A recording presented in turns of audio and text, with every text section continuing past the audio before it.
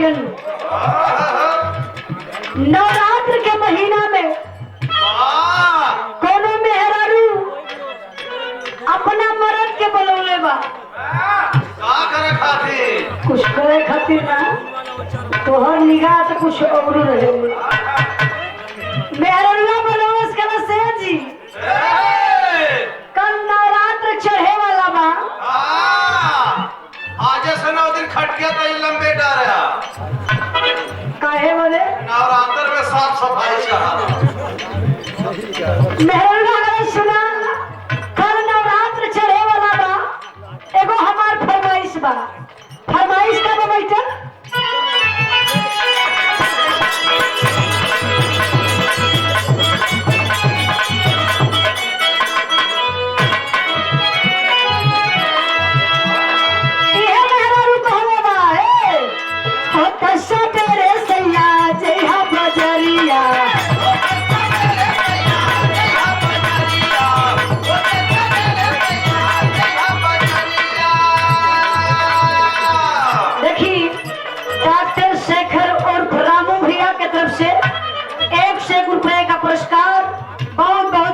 आशीर्वाद के जा रही सब भाई के नमस्ते प्रणाम बा।